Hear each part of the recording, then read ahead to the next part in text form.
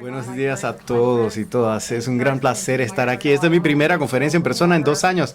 Espero poder recordar cómo se hace esto. Voy a comenzar dando las gracias al equipo de SAHIC por invitarme a esta conferencia y gracias a todos ustedes por estar aquí. Si pudiéramos presentar la primera diapositiva de mi presentación, genial. Les hablaré yo de el vistazo macroeconómico para América Latina. Y quiero yo iniciar diciéndoles que esto pudiese ser visto como un vaso medio vacío o también como un vaso medio lleno, porque sí tenemos buenas noticias y tenemos algunas noticias no tan buenas para la región. Entonces, la presentación será como sigue. Primero voy a hablar del pantallazo y el impacto social que nos ha traído toda esta crisis. También los impulsores o propulsores del pantallazo a corto plazo y entonces el resumen. Primero que todo, buenas noticias. Este es el vaso medio lleno. Latinoamérica se ha recuperado más rápido de lo que cualquier persona esperaba. Los analistas esperaban que la región tendría una recuperación lenta y resulta que eso no ha sido realidad. El año pasado la mayoría de las economías han regresado a niveles que les permitía recuperar sus niveles de PIB, de PIB, Producto Interno Bruto, y así los precios. Sin embargo, para este año esperamos una desaceleración en las tasas. Una vez más, con ese vaso medio lleno, esta recuperación, diferente a lo que hemos visto durante crisis anteriores, en Latinoamérica nosotros queremos recuperar la tendencia que teníamos anteriormente, antes de la crisis, mejor dicho. Esta es la típica crisis Latinoamérica que era debido a desbalance macroeconómico y la región nunca llegó al nivel de PIB ni la tendencia que tenía antes de la crisis, y eso es exactamente lo que sucedió con el final de los ciclos en el 2015 que vimos en esta gráfica a la derecha. Entonces, esto es buenas noticias para la región. Lo que no es tan bueno es que no todos los países están en la misma situación. Algunos países sí tendrán una recuperación más lenta y eso es particularmente debido a la recuperación más lenta en los servicios y parte de eso tiene que ver con el turismo. Ya vemos que Barbados y México serán afectados por esta crisis más que otros países, los andinos o Brasil también, y en el caso de Sudamérica. La otra parte del vaso medio vacío viene del hecho de que la tasa de crecimiento potencial a la que está regresando la región es un poco lenta. Y luego del 2015, la región dejó de reducir los niveles de pobreza y dejó de reducir la inequidad, y el crecimiento de la clase media quedó estancado. Entonces, debido a esas tendencias lentas, se vuelve difícil revertir el costo social del incremento de la tasa de pobreza, y también el mercado laboral tampoco se ha recuperado. Parte de las ganancias en empleos que vemos el día de hoy están en empleos de bajos salarios, y eso puede tener potencialmente pérdidas de eficiencia a largo plazo. Y mientras más tiempo los trabajadores siguen inactivas, particularmente las mujeres de la región, que es algo que podemos ver en esta gráfica, porque la participación femenina se redujo porque las mujeres tenían que cuidar a los niños. Mientras más tiempo persista esa situación, menos probabilidad tendremos de que estas trabajadoras puedan volver a tomar un trabajo formal con un salario más alto. Entonces, esto sí es algo que puede tener efectos de más largo plazo en la región con respecto al crecimiento. Entonces, ¿cuáles son los impulsores de este pantallazo al final de esa tasa de crecimiento rápido que habíamos visto? Bueno, lo primero es que como se ve en el resto del mundo, vemos que las condiciones externas se han medio que normalizado y vemos que los niveles de comercio internacional se van a volver más, van a quedar más cerca de los promedios en vez de los picos que habíamos visto el año pasado con la recuperación. Y también las remesas, que son cruciales para los niveles de consumo en México y en Sudamérica en particular, regresarán a niveles más normales también. También las condiciones financieras van a seguir apretándose en Estados Unidos. Se está suponiendo, o Estados Unidos está suponiendo, que hay una posición más agresiva con los incrementos de las tasas de interés, y esto va a cambiar las condiciones financieras para la región. La región sigue estando en capacidad de emitir deuda a costo competitivo, pero esto lentamente va a cambiar con los años venideros. Y también la región, el año pasado, la PDI no se recuperó completamente con respecto a los niveles prepandémicos, que ciertamente experimentaron una recuperación, pero en términos generales las condiciones financieras van a estar más apretadas que anteriormente, que antes de la crisis.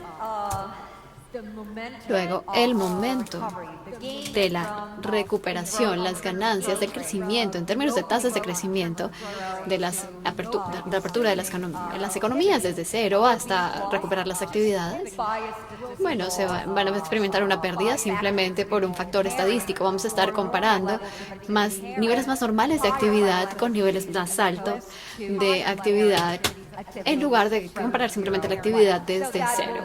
Entonces, esto tendrá una repercusión en la tasa de crecimiento y finalmente en la producción industrial, particularmente en México y Brasil, en estos países industrializados en Latinoamérica. Los cuellos de botella que estamos viendo en las cadenas de valor globales, especialmente con la escasez que estamos viendo con el caso de semiconductores en la industria automotriz. Esto está teniendo un efecto desacelerador en México y en Brasil. Entonces, esto también va a incidir. Y finalmente, estamos viendo que los países latinoamericanos están reduciendo los incentivos fiscales monetarios que tenemos, o estímulos. Y con la crisis volvemos al dilema del vaso medio vacío. La mayoría de los gobiernos pudieron implementar paquetes de apoyo para familias y firmas para que pudieran mantenerse vivas, el sector empresarial y las familias. En 2021 y en 2020, este estímulo se consideró parte de la recuperación de la actividad, o fue lo que impulsó esta recuperación. Y parte de este recorrido es que esta mejora en la reserva fiscal incidió en el gasto, en estas transferencias que se emitieron a familias o las remesas a familias, y en gran medida implican o afectaron la recuperación. En el caso de los impuestos, también a niveles más altos de actividad en la región. Entonces, una situación global, también con unas condiciones más apretadas, efectos estadísticos y la eliminación de ciertos factores van a determinar estas tasas de crecimiento más bajas que vemos en la región este año. Entonces, ¿cuáles son los riesgos de esta perspectiva? Y voy a empezar, o de este enfoque, voy a empezar con nuevas ondas de la pandemia. Pero en Latinoamérica, por supuesto, este riesgo es mitigado por las tasas altas de vacunación en la población.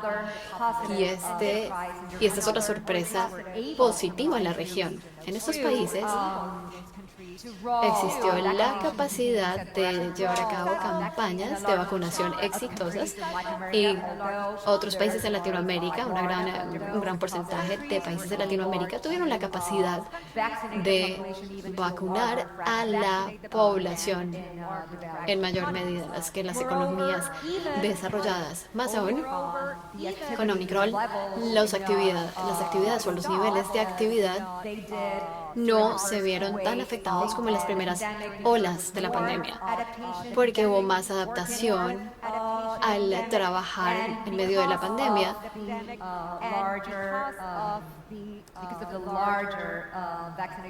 y también por los niveles más altos de vacunación. La pandemia no causó un colapso en los sistemas de salud, entonces estos riesgos han sido mitigados. Pero aparecen otros riesgos que todos conocemos, el conflicto de Ucrania. No sabemos cómo se va a desarrollar, cómo se va a desatar este conflicto. No sabemos cuáles serán las consecuencias a largo plazo en la economía global, porque no sabemos cómo va a terminar, pero en el corto plazo existen implicaciones económicas claras de este conflicto. Y la primera, y la manera en que la macroeconomía se va a afectar, son los precios de los commodities. ¿Por qué? De ciertos bienes. ¿Por qué? Porque hay una disrupción en un mercado grande de los alimentos y el petróleo. ¿Por qué? Porque Rusia sigue siendo el mayor exportador de gas natural, con el 25% de todas las exportaciones de gas natural, principalmente a Europa, y es el segundo exportador más grande de crudo. Entonces, si hay una disrupción en el suministro de estos commodities, va a haber un aumento en los precios, y es lo que estamos viendo en este momento. También Rusia y Ucrania son grandes exportadores de granos y fertilizantes, y eso también está afectando los precios de los granos y los fertilizantes. Más aún, esto podría tener otros efectos secundarios en la industria agrícola, porque esta industria consume bastante combustible y muchos fertilizantes. Entonces, a lo largo de, vamos a ver cómo se van a dar estos aumentos de precios. Por esta razón, esto va a afectar la región en diferentes maneras. Los importadores de petróleo en la región van a ver cómo van a crecer sus cuentas corrientes, mientras que los importadores de energía o exportadores de energía en la región, que es allí donde se encuentran Ecuador, Brasil, Bolivia y Trinidad, van a ver cómo mejoran sus cuentas. Entonces, para estos países vamos a tener o van a tener más ingresos disponibles para el gasto, y va a ser lo contrario para los otros países, aquellos que tienen déficits más grandes en sus cuentas corrientes en el Caribe y en Centroamérica. Luego, estos países van a encontrar que va a ser más difícil financiar ese déficit de sus cuentas corrientes, porque hay un riesgo de cambio en los mercados financieros, y el apetito de financiar o comprar activos de riesgo es más lento que en la distribución de riesgos en otros lugares de la región, en otra medida diferente a lo que se da en el este de Europa. En este punto, entonces, existe una mayor capacidad de resistir este choque, porque las reservas internacionales son más grandes que lo que eran anteriormente. Las cuentas corrientes ahora están más reducidas, y las monedas se han depreciado en la mayoría de países. Entonces no hay un gran desbalance en términos de el mercado de la tasa cambiaria. Entonces vamos a ver indicadores negativos para los importadores de energía en la región, pero posiblemente, o esperemos que esto no se convierta en una crisis muy significativa. Otro punto es el incremento de precios. Es como poner sal en una herida, porque la inflación está alta en la región, ya estamos por encima de las metas de los bancos centrales, Y están empezando estos a reducir las tasas de interés desde el año pasado a lo largo de muchos países latinoamericanos. Con estas tasas de inflación, con estos países con estas tasas de inflación, el aumento en la energía, los aumentos tienen tienen un efecto más alto en el índice de precio al consumidor. Y obviamente vamos a tener un impacto más allá en los precios y esto va a poder acelerar el ciclo de los aumentos en las tasas de interés en Latinoamérica.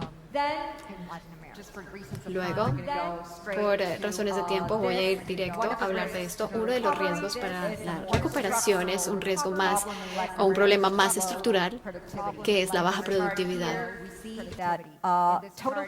Cada año vemos que la productividad total comparada con Estados Unidos ha quedado estancada en la región durante las últimas cuantas décadas. Por supuesto, grandes diferencias de país a país y esto tiene que ver de gran manera. Esto no es algo en todos los sectores económicos en la región, pero de gran manera tenemos estos dos ejemplos, Ecuador y el Perú. Esto tiene que ver con la importancia del sector informal en Latinoamérica, que resulta ser bastante grande. Y estas firmas tienden a ser pequeñas, no tienen acceso a los mercados de capitales, no emplean o no invierten tanto en tecnología, particularmente en el sector agrícola en muchos países, donde es principalmente agricultura de subsistencia, aunque pueden ver que hemos tenido ese incremento grande en la exportación de alimentos. Se ve que el 90% de las personas empleadas, pues esto es importante. Por lo tanto, esto es algo que la región debe trabajar más con y retomar las reformas estructurales para atender ese problema. Finalmente, tenemos que la región no está en una posición fiscal buenísima en este momento.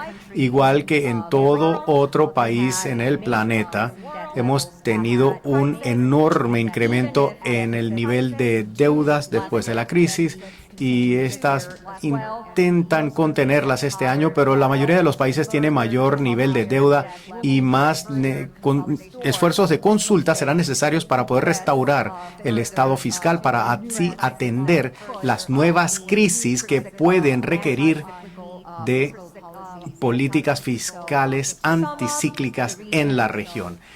En resumen, la región se ha recuperado. El año pasado estamos regresando a tendencias previas, o las tendencias previas son débiles en la región y no todos los países están en la misma posición. Estamos viendo un conflicto que está incrementando los riesgos principalmente por medio de la inflación y la mayoría de los países en Latinoamérica han tenido que retomar reformas estructurales para incrementar la productividad a largo plazo y se les está acabando el tiempo y con eso muchas gracias. Thank you, Adriana.